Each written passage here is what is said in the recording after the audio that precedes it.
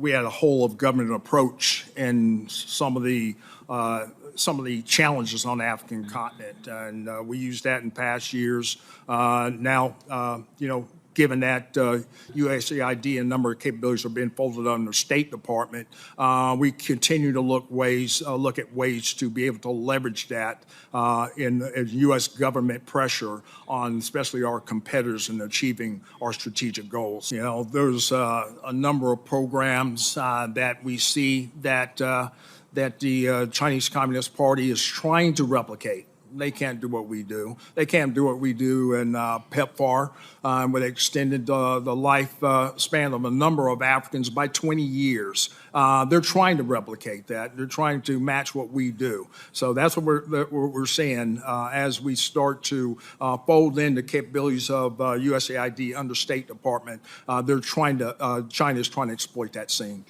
Okay, well, you can't imagine how frustrating it seems to me that this mineral-rich continent has not been able to move to a utilization of the resources to benefit the people there. After all this time, it's a puzzle that we haven't unwound. Hey, Breakdown family. What I'm about to share with you today is one of the most chilling things I've witnessed in a long time. On April 3rd, the U.S. Senate held a hearing to discuss America's military posture in Africa and Europe. And while a few headlines did come out, like General Langley accusing Ibrahim Traore of corruption, the full picture, the real story here, it barely made a sound. I sat down and watched the entire 2-hour hearing, start to finish. And let me tell you, it was traumatizing. It sent a chill right down my spine. Because behind the formalities, the suits, the flags, a brutal truth was laid bare. One we've been shouting from the rooftops here at the Breakdown for a long time. Africa has no friends. No true friends. Only permanent interests. In this hearing, top U.S. senators discussed Africa. And no, not as a partner, not as a rising force, not even as a sovereign continent with its own destiny, but as a battleground, a place to fight China, a resource pit to block Russia, a strategic chessboard in a global power game where African voices were nowhere to be found. And as if that wasn't enough, they openly admitted something even more chilling, that their development aid, USAID, and programs aren't really about helping Africa rise. They're about maintaining strategic leverage and influence, about keeping Africa locked in America's orbit. My people, a lot was said that day. And in true Breakdown style, we're going to walk through what they said, what it really means, and what it signals about the United States' true strategic play on the African continent. It's going to be a long show today, but it's necessary. So I need you to stick with me till the end so we can have a conversation. Because trust me, how Washington views Africa matters. And Africa's future is being discussed behind closed doors. And if we're not paying attention, it's going to be decided without us. Again. But before we dive in, go ahead and hit subscribe if you haven't already and tap the notification bell so you don't miss another critical conversation like the one we're about to have. And if you're ready to go deeper, and I sure hope you are, I want to invite you to join our growing membership community where we unpack global stories like this with more context, connection, and care. Just click join or check out the link in the description. All right, now let's get into it. Before we dive deeper into the hearing itself, let's step back for a minute and set the stage properly. Because if we're going to understand what was said, and more importantly, what wasn't said, we need to know who was speaking and what they represent. First, what is AFRICOM? AFRICOM, officially known as U.S. Africa Command, is the arm of the U.S. military responsible for all military operations, partnerships, and security initiatives across the African continent. It was created in 2007 at a time when terrorism was rising and global powers were starting to pay more attention to Africa's growing strategic importance. But here's the thing. From the very beginning, AFRICOM has been controversial. Many African nations were suspicious, and rightfully so, that AFRICOM wasn't really about partnership, but about controlling Africa's resources, countering China's rise, and protecting Western interests. Now, who is General Michael Langley? General Langley is the current commander of AFRICOM, and notably, he's the first Black four-star general to ever lead the command. Now, on the surface, that's historic. Representation matters. But let's be clear. Langley's role is not to advocate for Africa's sovereignty. His job, like every AFRICOM commander before him, is to protect American strategic interests on the continent. And if you listen carefully to his testimony at the hearing, you hear it over and over again. The focus isn't African development for Africa's sake. It's African development for strategic leverage, for countering China, for outmaneuvering Russia, for maintaining the global balance of power as it is. So as we go through what was said at the hearing, keep that context in mind. AFRICOM is not a neutral player. And even when the language sounds diplomatic, the goals are rooted in hard, cold self-interest.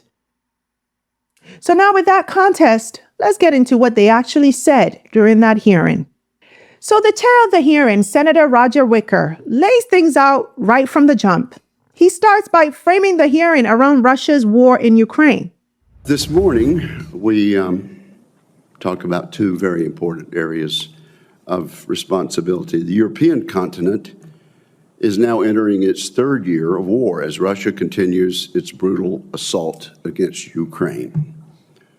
There's no question who started this war.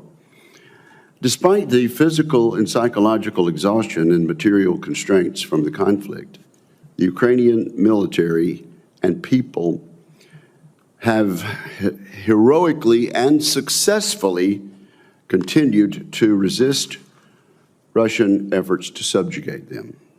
The war serves as a brutal reminder that Vladimir Putin has chosen to become an enemy of the West and to throw away Russia's future.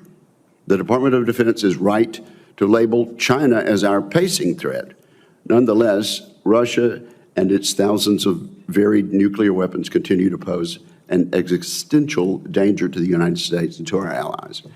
Moscow's military aggression sows uncertainty and threatens vital U.S. interests every day, as Europe remains by far our largest trading partner and source of investment in the United States. The war in Ukraine has exposed the Russian army's weakness, but it also has shown that Russia can adapt to changing circumstances and can endure heavy cost.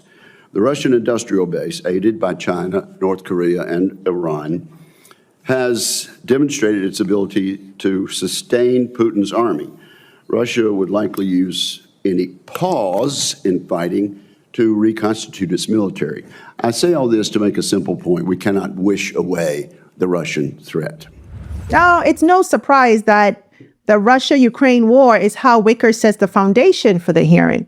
He starts by hammering home that Russia remains a major threat, despite its battlefield losses.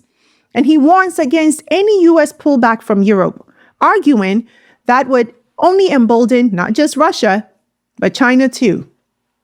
But here's where things start to get interesting. Wicker explicitly links Africa to America's global fight against China and Russia. The Chinese Communist Party views its competition against the United States as a global project. To China, the continents of Europe, Asia, South America, and Africa are all critical in Xi Jinping's unprecedented global military expansion. In particular, Beijing has been active on the African continent. In Djibouti, China's naval base has grown substantially. It's now capable of hosting China's most advanced naval vessels and serving as an intelligence collection outpost against American and allied forces in the entire region. China is also actively pursuing a naval base in Africa's western coast, the Atlantic coast, which would provide an enduring foothold along the Atlantic Ocean. According to General Langley, this would, quote, change the whole calculus of the geostrategic campaign plans of protecting the American homeland, unquote. Russia also has designs on the African continent. In destabilizing, its destabilizing strategy is to trade security assistance for access to Africa's abundant natural resources. This would help fund Vladimir Putin's malign activities around the world. At the center of Putin's Africa strategy is Libya, which serves as Russia's key logistical node and enables its activities across the continent. I look forward to General Langley's assessment of Africa's importance to Vladimir Putin's strategic objectives, as well as his description of what's being done to counter Russian efforts, particularly in Libya. We cannot ignore the enduring threat posed by ISIS and al-Qaeda in Africa. Without sustained pressure, these vicious terrorists will reconstitute and continue to threaten America. President Trump was absolutely right to approve strikes against ISIS leadership targets in Somalia in recent weeks. Our adversaries view their fight against America as a global fight.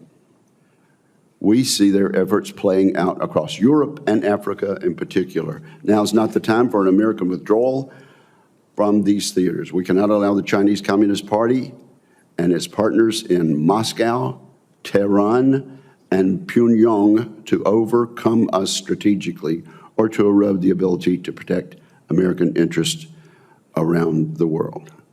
So we have a lot of important topics to talk about today. I look forward to hearing our witnesses address these and many other concerns during this hearing, along with my friend, the ranking member, whom I recognize right now. Wicker is pointing out that China already has a major naval base in Djibouti and that Beijing is pushing for another one on Africa's west coast. Why does that matter? Because a Chinese naval base on the Atlantic would bring Chinese warships right to America's figurative doorstep. It's not just about Africa anymore. It's about global positioning and U.S. homeland security. Meanwhile, Russia is also busy in Africa, trading guns and mercenaries for access to Africa's natural resources. Libya, according to Wicker, has become Russia's logistics hub for expanding its influence across the continent. And it doesn't stop there.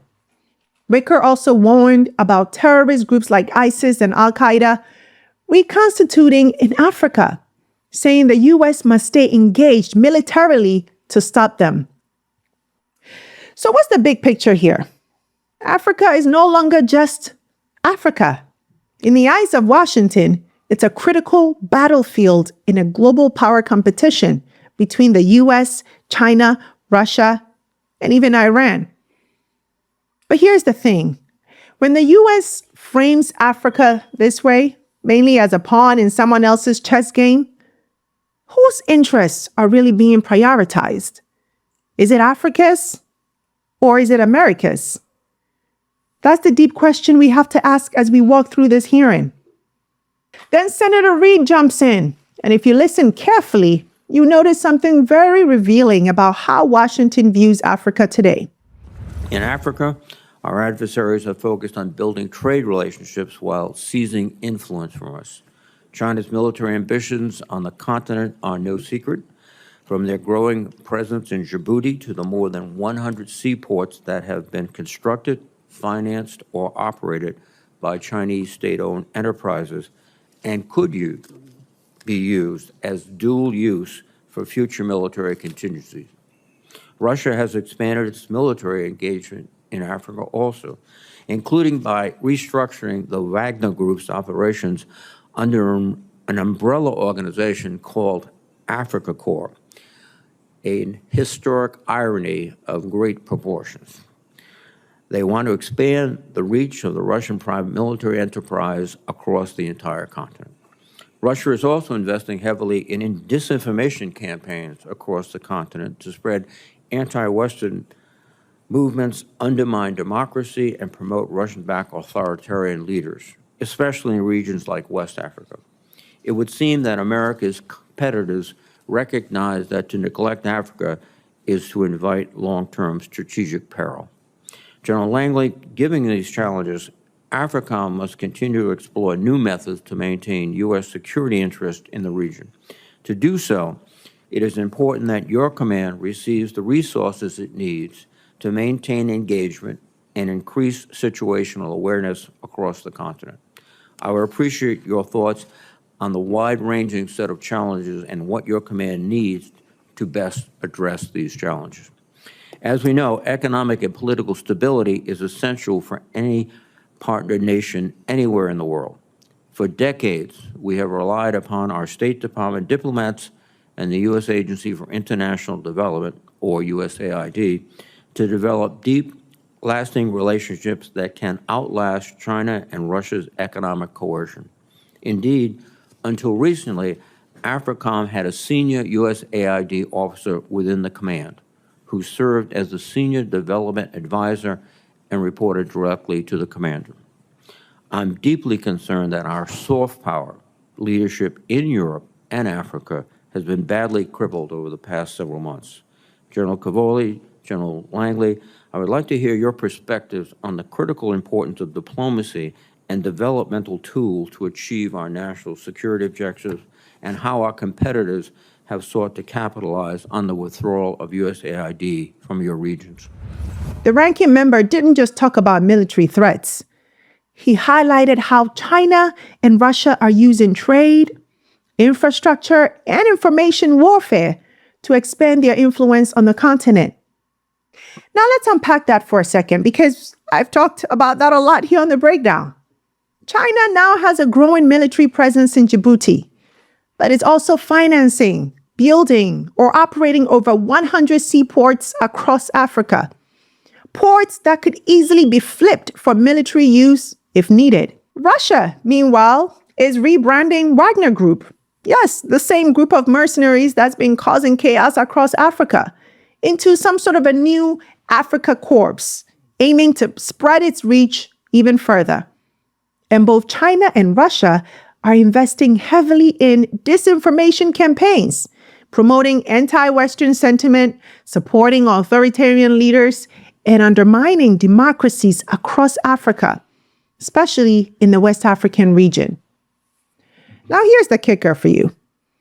The ranking member said something very few U.S. officials admit publicly. He basically acknowledged that neglecting Africa economically, diplomatically, militarily has created a giant opening for America's rivals. And he raised a big concern that America's soft power, its influence through diplomacy, development aid, and cultural ties has been badly weakened. That includes pulling out USAID officers from military commands like AFRICOM, officers who used to help balance the military footprint with relationship building on the ground.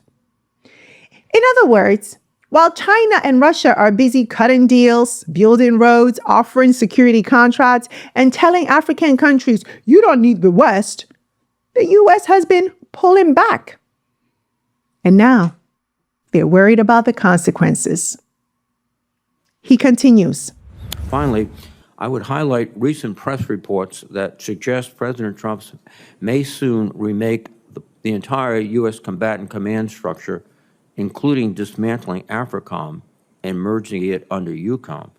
This would be a mistake and, I believe, a harmful decision. Gentlemen, please provide your assessment of the harm to the U.S. vital interests if we reduce our engagements in Europe and Africa.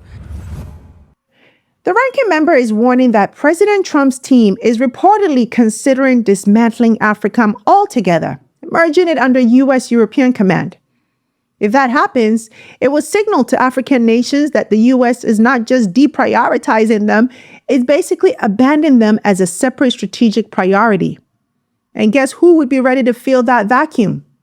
He's arguing, yes, Beijing, Moscow, Tehran, and whoever else sees opportunity while America sees an afterthought. So here's the real question. Is Africa truly being treated as an equal partner? Or just a piece of territory to fight over while global powers chase dominance? Sounds familiar?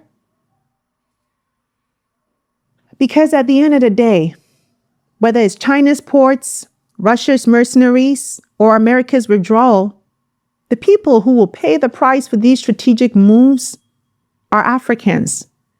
And that's a conversation that cannot be ignored. So how does AFRICOM's commander, General Langley, respond to all of this? Let's take a listen. Chairman Wicker, Ranking Member Reed, distinguished committee members, it's an honor to appear here today representing the outstanding service members, civilians, and families of United States Africa Command. As I get closer to the end of my tenure of command, I remain in awe of the character and capabilities of the men and women willing to serve our nation. Our team of soldiers, sailors, Marines, airmen, guardians, and civilians perform valiantly, and I'm honored and proud to serve with them. Point be known, America remains in good hands. I'm proud to testify with my good friend, General Chris Cavoli, the Supreme Allied Commander in Europe and the Commander of the United States European Command. I'd like to extend my gratitude for his steadfast cooperation. As you know, EUCOM and AFRICOM share service components, and every day our teams are coordinating to solve some of our nation's toughest security issues. Also joining me today is a key member of the AFRICOM team, my command senior enlisted Sergeant Major Michael Woods, United States Marine Corps. His 32 years of experience provide me with the critical insight needed to understand the operating environment. And he shows our partners what true non-commissioned officer leadership looks like. I'm lucky to serve with him. Now, everything we do at the United States Africa Command has one overarching goal in mind: achieving peace through strength. Now, this requires three things: a clear understanding of national security threats, a robust and dependable network of like-minded allies and partners, and appropriate resourcing to match military requirements. Now, as I've said in previous testimony, Africa remains a nexus theater from which the United States cannot shift its gaze. It is home to terrorists who take advantage of conditions in Africa to grow and export their ideology. ISIS controls their global network from Somalia. It is where the Chinese Communist Party actively works to change the international rules-based order as a stepping stone to become the global hegemon. And it's where the Russian Federation seizes opportunities created by chaos and instability. Now, to protect our homeland and the United States' interests, we must deter these nations and their malign actors from their goals on the African continent. Many of our security and economic interests overlap with those of our African and European partners. Successful outcomes enabled by burden sharing are beneficial for all. And as a posture-limited theater, AFRICOM, we establish strength and work towards peace by enhancing the security capabilities of our African partners through a robust system of alliances, exercises, training events, security cooperation, and foreign military sales programs are the backbone of our military activities on the continent. Through these activities, our forces lead by example with a warrior ethos and stand by our partners and enhance trust in the United States military. So the United States Africa Command seeks to match these capabilities with the current and emerging threats to ensure the security of our forces while advancing American interests.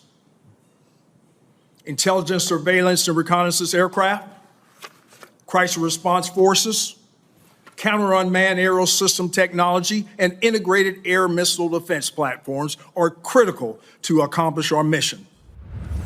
Whew. That was a critical insight into what the U.S. military really plans to do in Africa moving forward. In short, Langley came with a very clear message. America cannot take its eyes off Africa. He described Africa as a sort of a nexus theater, a central arena where terrorist groups are growing, China is rewriting the global rules, and Russia is exploiting chaos for power. In translation, Langley is saying Africa isn't just some side mission anymore. It's central to America's global security, and he wants everyone to understand that. Now, he lays out 3 big things AFRICOM needs to achieve what he called peace through strength. A clear understanding of threats from ISIS in Somalia to China's infrastructure push to Russia's mercenary games. A strong network of partners, meaning the U.S. can't and doesn't plan to go at it alone. Africa's own militaries and European allies are supposed to carry more of the burden. The right resources, he points, including surveillance aircraft, crisis response forces, and counter-drone technology to stay ahead of fast-moving threats.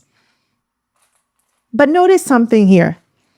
Langley didn't talk much about supporting African economic development, democracy building, or African-led institutions or solutions. His focus, very much in line with the Defense Department's priorities, was overwhelmingly on security, on fighting terror, countering China and Russia, and protecting American interests. Even when he mentioned alliances with African nations, it was in the context of training them to support America's strategic objectives, not necessarily empowering Africa for Africa's sake. And that's key to understand. From Washington's perspective, Africa is being viewed primarily through a security and competition lens. It's about defending the American homeland, stopping Chinese naval expansion, keeping Russia boxed in, and hunting down terrorist groups before they can strike internationally. Not necessarily about building Africa's independent strength, not necessarily about reshaping the deep inequalities or governance challenges that feed instability in the first place. And as for how they plan to maintain influence, Langley emphasized foreign military sales, basically selling weapons and training packages to African militaries as a way to deepen ties and build loyalty. Because when America arms your army, they believe you're more likely to stay aligned with them and not flip to China or Russia. So these are some of the tools. But let's sit with something for a second, something real. If you're an African leader or an African citizen listening to all of this, hearing global powers drawing up strategies to use your nation, your continent, your land as leverage for their own interests, hearing that at the end of the day, you're just the means to an end, just being used. How are you supposed to feel? That right there is the core tension African nations are facing today.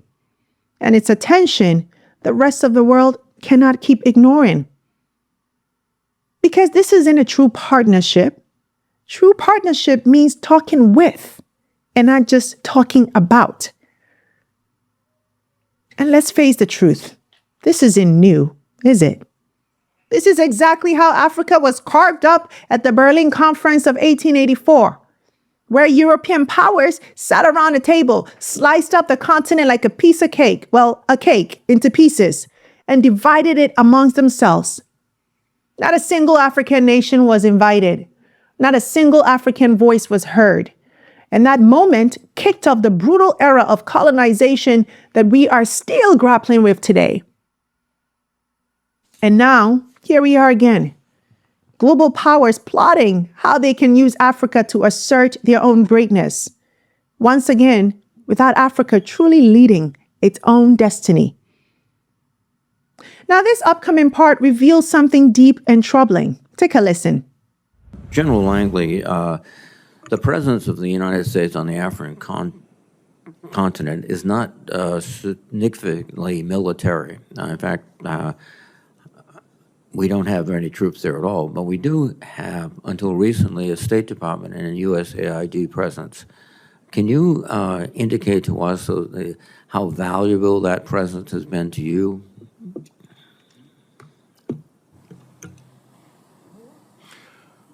Sandra, as you know, heretofore, we had a whole of government approach in some of the challenges on the African continent, and we used that in past years. Now, given that USAID and a number of capabilities are being folded under the State Department, we continue to look at ways to be able to leverage that in U.S. government pressure on especially our competitors in achieving our strategic goals. So Senator Reid points out something important. He said, yes, America doesn't have a huge military footprint in Africa. But what we did have was USAID and State Department programs. You know, diplomats, development workers, aid missions. Sounds good on the surface, right? But then came the real slip-up. When General Langley responded, he didn't talk about USAID in terms of humanitarian missions or about empowering African nations to achieve their own vision for growth, or about building true partnerships. He didn't talk about it in terms of how they sell it to us, to the average African. He said that USAID and development resources were important because they helped the U.S. apply pressure on competitors and achieve strategic goals. Let's pause right there. Because what that tells you is this: America's development efforts in Africa, at least from the military's perspective, weren't just about helping. They were about building leverage, about influencing African nations' political decisions, about keeping them closer to Washington and away from Beijing and Moscow. Aid was a strategic weapon, just a softer one. And that raises some uncomfortable truths. If your partnership is rooted in pressure and leverage, not empowerment, is it really a partnership at all? If your investment in a country's future is tied to how useful they are in your global chess match, how different is that from the old colonial playbook, just wrapped in modern language? And honestly, this may very well explain why so many African nations started turning to China in the first place. Because while the U.S. was leveraging development aid to gain influence through pressure, China was showing up with ports, roads, and railways. No political lectures attached. Russia was also offering security deals. No democracy conditions, no strings. Or at least, that's how it appeared at first. And hey, from an African leader's point of view, if the choice is between being pressured or being built up, even if imperfectly, why not take the deal, right? Footnote, let's be real. What China is doing in Africa isn't that different either. I've sounded the alarm many times here on the breakdown. They're just using a different tool, infrastructure instead of development aid. But the underlying game of influence is the same. We'll unpack that another day. For now, let's stay focused. So here's what Langley is really telling us. Now that USAID's footprint is shrinking and the soft power tools are drying up, the U.S. military is left scrambling to figure out how to stay relevant on a continent where loyalty can no longer be bought with vague promises. So the next time you hear Washington officials talk about partnership with Africa, listen carefully. Is it partnership built on mutual respect or partnership built on strategic leverage? Then Senator Fisher comes in with a critical question to General Langley about the great security concern in Africa concerning China's presence. General Langley, as we're considering Africa under your command, we have seen, I believe, an increase with the Chinese presence on the continent, economic developments, military activities, investments on the continent. Do you see, or what would you see as the greatest concern to U.S. security and also to regional stability in the area with regard to the actions that we are observing with the Chinese? Sir, I see three lines of operations by the CCP. One, from geostrategic and their basing initiatives. As you well know, Dorley in Djibouti is their first start. And as the chairman talked about in his assessment. Then also other basing initiatives across the continent of Africa.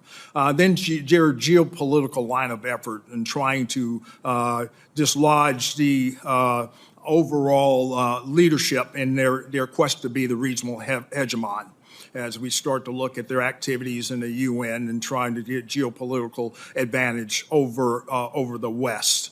And then also geoeconomic. They treasure critical minerals. They need those critical minerals, not only for their defense industrial base, but also for their greater industrial base. Those lines of efforts are what we're watching closely because they want to be the global hegemon.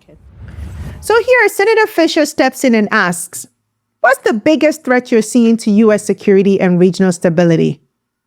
And Langley didn't hold back. He set it out in three very clear points, three lines of effort from China that the U.S. military is tracking closely. First, geostrategic. China is building bases. They started with their military base in Djibouti, right near a major U.S. base. And now they're actively pushing to secure more naval bases across Africa. That's a concern, especially on the Atlantic coast, which from a U.S. perspective would be a game changer. It will put Chinese warships within easy reach of America's East Coast. Second, geopolitical. See, China is aggressively working the diplomacy game. They are pushing to reshape influence at the United Nations. They are supporting African leaders who will vote their way and steadily eroding Western dominance in global institutions. Third, geoeconomic, and maybe the most critical. China is after Africa's critical minerals, copper, lithium, cobalt, the resources that power electric vehicles, smartphones, and crucially, modern militaries. Langley made it plain. China needs Africa's minerals not just for its economy, but for its defense industrial base. Well, this may very well explain why the U.S. is striking that mineral deal with the DRC right now as we speak. So step back and see the bigger picture. China isn't just helping Africa develop out of goodwill. They're making strategic moves, locking down future supply chains, securing military positioning, and buying political influence all at once. But it's not just aid, it's empire building. And the U.S. sees it happening. But here's the uncomfortable truth. Washington is reacting. Beijing is planning. Because while America was busy fighting the last war, worried about terrorism and pulling back soft power, China was investing, building, thinking 20, 30, maybe even 40 years ahead. And if you're an African leader watching all of this unfold, you're seeing who's betting long-term on your continent's importance and who's only paying attention now because they feel threatened. Not that it's any good, but at least it gives you some insight into how these nations think. So when U.S. officials talk about China's malign influence in Africa, sure, some of it, a lot of it is real and concerning. But you also have to ask, Is the real problem what China is doing? Or is it the fact that America let the door wide open for them to do it? Because in geopolitics, like in life, if you don't value something, someone else will. And that's exactly what's playing out on the African continent today. China came with roads, ports, infrastructure. What did the U.S. come with? Let's keep going with a critical question from Senator Shaheen. Now, Senator Shaheen asks a very direct question here. She points out that the U.S. has been shutting down USAID across Africa, even as the continent is becoming the fastest growing region in the world. And she wants to know, is China stepping in to take over the programs we abandoned? And General Langley's answer was as blunt as it gets. Yes. He said they're already seeing it happen. Programs that the U.S. used to run, programs that helped women and children, improved healthcare, extended lifespans, China is now trying to replicate. Now, Langley tried to pressure the committee by saying, China can't do it the way we Americans do it. Oh, that Americans' programs like PEPFAR are just unmatched in impact and goodwill. Spoken like a true American, we are the best. But let's be real for a second. If you pull out, if you leave a vacuum, if you stop showing up for people, it doesn't matter who did it better, does it? It matters who's there when the need is urgent. And again, Langley accidentally said the quiet part out loud. He admitted that these humanitarian programs aren't just about charity or goodwill. They're a key part of maintaining a strategic advantage over China. In other words, these programs were always about more than helping people. They were tools of influence, soft power weapons to keep African nations aligned with U.S. interests. Let's keep watching. General Langley, let me just follow up for a moment. As we dial back USAID in Africa, China's not dialing back the Belt and Road Initiative anywhere in Africa, are they? Chairman, China is responding by trying to replicate what capabilities USAID was very successful across a number of years. They're trying to replicate that, whether it's in health diplomacy or any development type programs. They're trying to use that as extension of the Belt and Road Initiative to gain favor by the African countries. And they, would you say it's not principally altruistic on the part of the Chinese communists? Chairman, I'd say that they've made some missteps in the last couple of weeks, especially in Zambia with that spillage into the river that affects 5 million people. So they're getting a horrible start using a track analogy. But they do it in their own self-interest, the Chinese. Absolutely. So here, Senator Wicker jumps back in with a simple but important question. If the U.S. is dialing back USAID programs across Africa, is China pulling back too? And General Langley's answer, no, not even close. In fact, he said, China is doing the opposite, doubling down through its Belt and Road Initiative, trying to replicate America's past successes in areas like healthcare, development, and humanitarian aid, but using them as new ways to gain favor and strategic influence across the continent. And then came the real part. Wicker pressed him. Is China doing this out of genuine altruism? Langley's response, clear as day. Absolutely not. China's moves, just like America's past moves and current moves, are motivated by self-interest. And let's pause right there, because this is critical. Both Washington and Beijing talk about partnership. They both talk about development. They both talk about mutual growth. But at the end of the day, it's not charity, it's strategy. The Belt and Road Initiative isn't just about building railways and ports. It's about securing influence, locking in political loyalty, gaining access to critical minerals, and expanding military reach, especially in parts of the world that were historically dominated by Western powers. And while Langley pointed out that China has made some recent missteps, like environmental disasters in Zambia, the bigger point stands. When nations show up in Africa, they're not leading with heart. They're leading with interest. I've pointed this out on this show several times. But the question is, do African leaders see this? Do they know that they're being courted for their votes, their minerals, their strategic geography? Do they know that they're just being treated as pawns? Do they even care? Right now, global powers are locked in a race, not for Africa's freedom, but for Africa's favor. And whoever offers the better deal, or at least shows up more consistently, will win the next era of global influence. So again, when you hear politicians or generals talk about helping Africa, listen closely. Helping Africa for whose benefit? Helping Africa on whose terms? Helping Africa or helping themselves? Because in the 21st century scramble for Africa, the language may have changed, but the motives are looking very, very familiar. Let's continue. There have been recent news reports that the Pentagon is considering combining AFRICOM and EUCOM into one command. For both of you, what is your best military advice on the strategic, operational, and resource implications of such a merger? General Langley?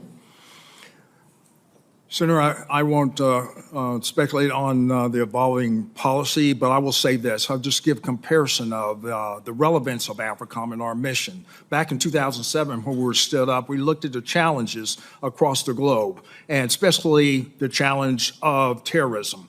At that time, the global presence of terrorism on the African continent was 2%. Senator, today it's 43%. And then even adding on to a geostrategic type of perspective of our great power competitions, both Russia Federation and the Chinese Communist Party activities on the African continent is grand. So my responsibilities are great. So for a combat commander, it would be a daunting task for integration. So would you agree that General Cavalli, that the challenges, as General Langley put it, have increased in Africa, not decreased, and making it even more important that this combatant command continues? Ma'am, the challenges in Africa have increased exponentially over the last 10 years. Not just the terrorism that was there during the previous period of the last 20 years, but the increasing activity of Russia and China. Yeah, there are a lot of problems there, ma'am, and I'm satisfied with the problems I have in EUCOM. So there are reports that the Pentagon is considering dismantling AFRICOM altogether and folding its responsibilities under U.S. European Command. And when the senator asked General Langley about it, he didn't exactly deny it. He said politely that he couldn't speculate on evolving policy. But then he dropped a truth bomb of his own. He reminded the committee that when AFRICOM was created back in 2007, only 2% of global terrorism activity was happening on the African continent. Today, it's over 43%. So what happened? Did AFRICOM actually make things worse instead of making it better? And on top of that, he said Africa isn't just dealing with terrorism anymore. It's now a front line in the global competition with China and Russia. In other words, Africa's importance hasn't shrunk. It's exploded. And yet, at the very moment when Africa matters more than ever, there are serious conversations in Washington about folding AFRICOM back into European Command, essentially making Africa an afterthought, once again squeezed under Europe's shadow. But let's be real here. That's what they're saying. That's how they see it. But if the U.S. shuts down AFRICOM as a standalone command, would it send a devastating message to African nations that even now, even after everything that we've seen, Africa is still not important enough to merit dedicated focus, still seen as an extension of someone else's theater, still treated as a side project, not a central partner? Is that what it would mean? Or maybe just maybe, could it be just what the continent needs right now? Could this be a good move for Africa? Let's continue. And General Langley, I shared a quote with you yesterday. It is, an American soldier is a hero standing still. And I looked it up. It is General Patton that gave us that quote. Can you talk, because you mentioned something about the convening ability of our United States military. Can you speak to that, please? Yes, Senator. You know, as the Chinese Communist Party and even the Russian Federation are trying to encroach upon what we do as far as influence and cooperation with our African partners, they pale in comparison. You know, as evidenced by what we do in our conferences that we hold, or moreover, the exercises we have, whether it's Obigami Express. All those countries, a number of countries in the 40 plus, are always wanting to be part of it. Same thing as far as our Express series, and we get our maritime members because of the illicit activities that China is doing in IUU fishing. All those qualities and shared objectives gives us a convening power and influence on the African continent. There's no better type partner that the Africans can have in the United States. So this senator asks General Langley about something he calls convening power. And that's the idea that even with China and Russia throwing money and mercenaries around, only America still has the ability to bring African nations together, to lead, to inspire, to build partnerships based on shared values. And Langley leaned into that point hard. He said, look, when we organize military exercises, African countries show up. They want to train with the U.S. They want to partner with the U.S. Because Langley argued, even with all the shiny infrastructure deals and promises floating around, the U.S. military still represents something that China and Russia can't replicate: trust, professionalism, and shared objectives. Really? Trust, shared objectives? Now, this part coming up really got me. Well, that's good. And I want to kind of pick up on that is in terms of the competition we have with both Russia and the CCP and their influence operations in Africa. As you know, China employs strategic narratives to justify and enhance their presence in sub-Saharan Africa. Through partnerships with African journalist training programs, the CCP integrates its perspective into local media. It directly engages in more than 60 African political parties. But their most influential impact, I think you would agree, has been the Belt and Road Initiative, which has significantly impacted Africa's economic landscape through substantial investments, particularly infrastructure investments. In 2023, African countries experienced a 47% increase in Chinese construction contracts and a 114% surge in investments compared to the previous year, which totals about $21.7 billion, a substantial amount. So my question for you, sir, is can you expand upon the growing presence that China has in Africa, politically, economically, and militarily, and how that is a threat to our very important strategic interests on the continent? Yes, Senator, thanks for that question. China's trying to set the globe now. They want to be the global hegemon now. Chairman Xi has put out a 2049 plan, but they want to get there earlier. So therein lies the importance that we engage and show assurance actions, but we just can't just harbor the facts. We harbor the facts, but we don't own the narrative. That's being drowned out by the CCP and their campaign plans to be able to influence civil society, influence the militaries. They can't replicate what we do. Whether it be they're trying to copy what we're doing in our IMET or our international military education training, it doesn't compare.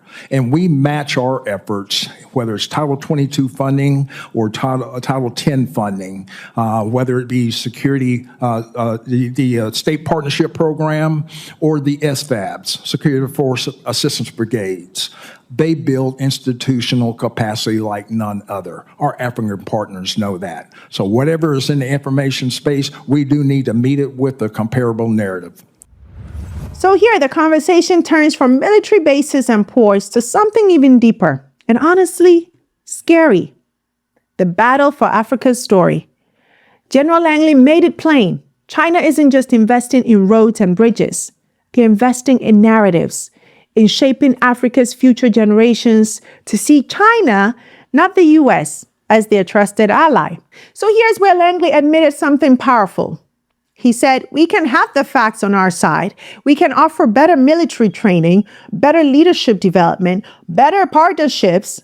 But if we don't own the narrative, if we don't show up in the information space, if we let China dominate the story, then none of it will matter.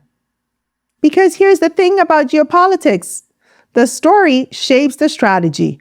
And if Africans believe that China is the future, if they see China as the partner who respects them, invests in them, and treats them with dignity, then they will align with China no matter what the U.S. says. And honestly, this is something African nations have understood for centuries. He who controls the story controls the future. From colonial propaganda to Cold War narratives to today's scramble for influence, the fight over Africa has always been a fight over how Africa is seen, how it is treated, and who it belongs to. But here's the truth that no one in that hearing room said out loud, right? Which is that Africa doesn't belong to anyone. And the real future belongs to the continent that chooses its own narrative, that writes its own story, and that defines partnership on its own terms. Not Beijing's terms, not Washington's terms, Africa's terms. And if America or China doesn't understand that yet, they're already losing. Now let's close this out with the final question that really brings everything home. Africa is a mineral-rich, resource-rich continent. Is that correct? Yes, Chairman. Okay, and you can leave the microphone on. Which are there success stories for the citizens of African countries when these larger, more prosperous nations or companies from more prosperous areas come in and exploit these minerals? What I'm asking is, does it ever redound to the benefit of the citizens there in Africa? Chairman, there's very few cases. When the Chinese Communist Party is outed on them pulling out raw materials, not benefiting the populations of the host country, they've been trying to come up with ways how they can stay there and process only at the protests of the people of these African countries that host these mineral resources. Okay. So is there any exception? Can you point to any success story where the people of one country or one or two countries have actually benefited substantially? Not on China's behalf. Not on China's behalf. Just what happened in Zambia when they had the spillage into the river that services 5 million people. There's just these mining concessions. It just doesn't turn out real well for the African countries. And do the countries that are receiving entreaties from the Belt and Road Initiative, are they more and more mindful of that now and therefore reluctant? Yes, and that's where we need to be able to do information operations to illuminate some of the irregularities and some of the malign type activities of the Chinese in the African countries. information and narratives are power then, aren't they? Absolutely. And as I said a few minutes ago, and I always will tout this, that we own the facts. We own the facts. We know exactly what the Chinese Communist Party is doing, and to some degree what the Russian Federation is doing in their propaganda operations. But we don't own the narrative. Both of them own the narrative. We sure don't. One more thing for you, General Langley. The approach that we have had with USAID and the other things like the President's Initiative on AIDS, how does our U.S. approach compare and contrast to the approach of Russia in Africa and also Communist China in Africa? Oh, Chairman, we've always had the lead. So what you're seeing in those two competitors or challengers, they're following in our wake. They see what works as far as our influence and deepening partnerships through those soft powers, whether it be health diplomacy or whether it be in development type programs. So they're following in our wake, trying to replicate what we do best. And I think the African countries know this, and so this is where, as we start to look at going forward, as State Department starts to reset these programs, looking at what worked and what didn't work, and doubling down on what does work. I think we have enough capital built up in these countries for them to ensure their stabilization and also prosperity. The other two competitors are just trying to replicate what we do best. I can imagine a situation, though, in which the ruling elite of a country is receiving gratuities on the side that inure to the benefit of the strongman leader and not to the populace of the country. Does that sort of corruption and bribery go on with regard to the Belt and Road? Absolutely, Chairman. I see this, and I don't mind calling them out, but Captain Tory and Burkina Faso, as they know that both, whether it's their gold reserves, that is all those proceeds are just in exchange to protect the junta regime. There's a number of examples across. Even in Sudan, what's going on with the rapid support forces and Burhan of the Sudan forces, when you get down to it, is all about the revenue that can be drawn out of that. And there are nefarious actors in the CCP or in sometimes Russia are complicit in those activities. Okay, well, you can't imagine how frustrating it seems to me that this mineral-rich continent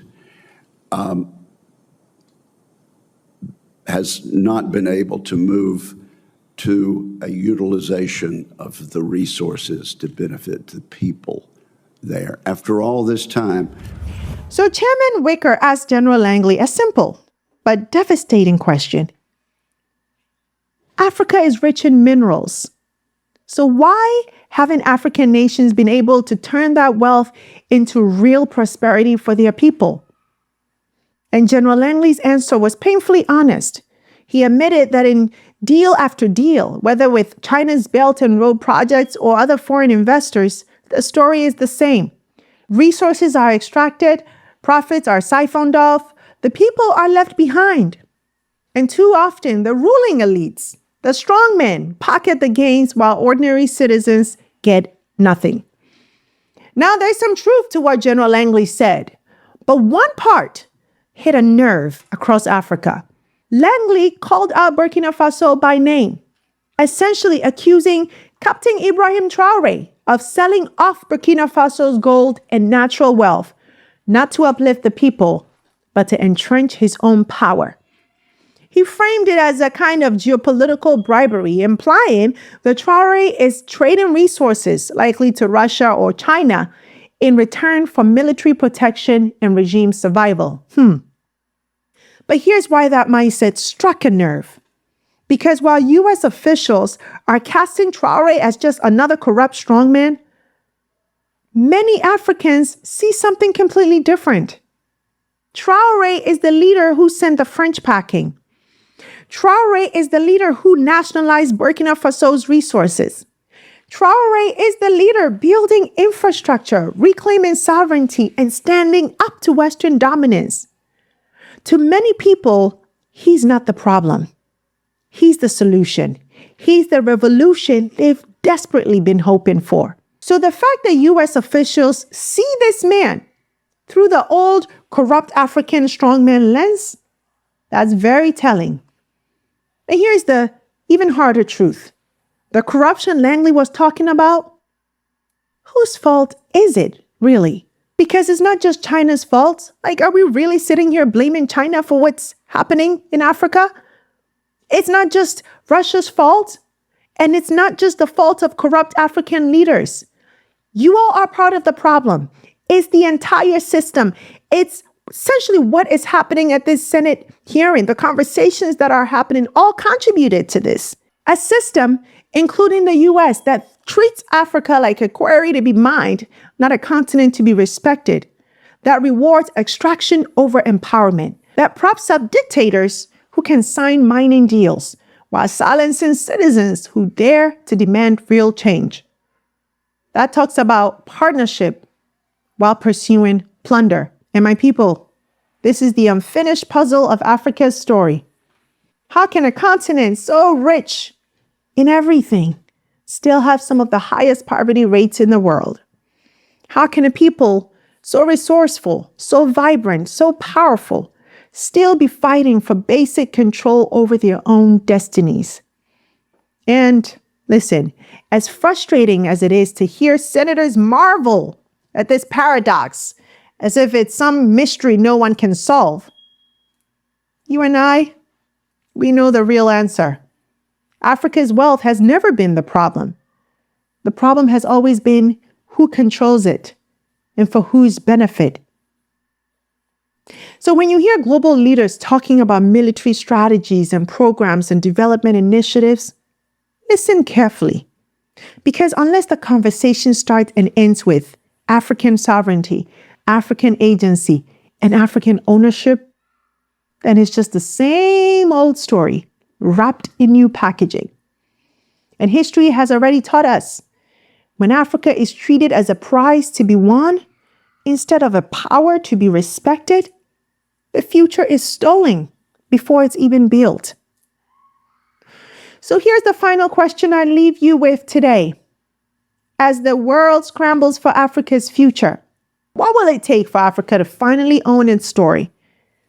Or will it be written, once again, but by outsiders chasing their own dreams, their own global dominance? Let's talk about it. Drop your thoughts in the comments and let's keep this conversation going, because this moment matters more than ever. And if this episode sparked something in you, hit that like button, subscribe, tap the notification bell, and consider joining our membership community. Because here at The Breakdown, we're not just watching history happen. We're breaking it down, learning from it, and pushing for something better. I hope you enjoyed this episode. Thanks for staying with me. Until next time, take care. Hey, you! Thanks so much for watching this episode. I hope you enjoyed it. And if you did, don't forget to subscribe and join the family. Also, visit face2faceafrica.com for your daily news and updates on what's going on within the global Black community so you can stay informed.